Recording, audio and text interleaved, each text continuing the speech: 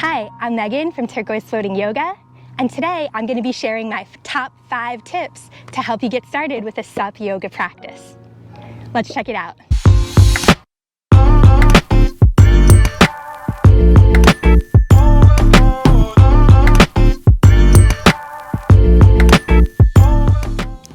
Tip number 1 is to make sure to move around on the board a little bit before you get started. So this might be a warm-up paddle. Another way you can get used to movement on the board is if you start in a tabletop position and you just rock the board back and forth. And really the goal in doing this is just to notice how much the board can move around without you falling off. Tip number 2 is to notice that you can really allow your body to be loose so that you're flowing with the water. You're allowing yourself those motions. It's when you tense against it that you're more likely to fall off. Tip number 3, notice that when I press more to the left side, my board dips this way. When I press more into the right side, it dips this way.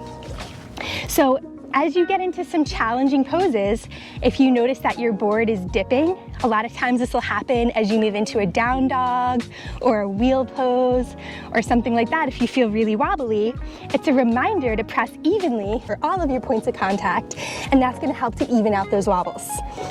That's something on the land we can get away with those little imbalances like favoring our dominant side, but on the water you really can't. You have to be really even. Tip number 4 is to set yourself up as close as possible to the sweet spot or with your center of gravity near the sweet spot.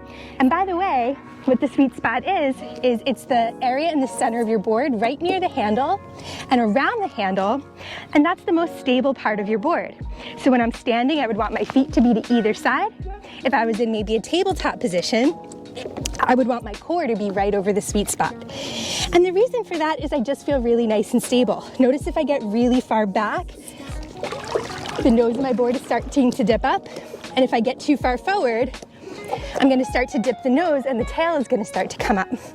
So staying really close to the sweet spot is going to keep my board really nice and balanced, and I'm going to feel much more stable and much more comfortable moving around my board from the sweet spot. Tip number 5. The most important tip is to give yourself a little bit of grace and to have fun with it.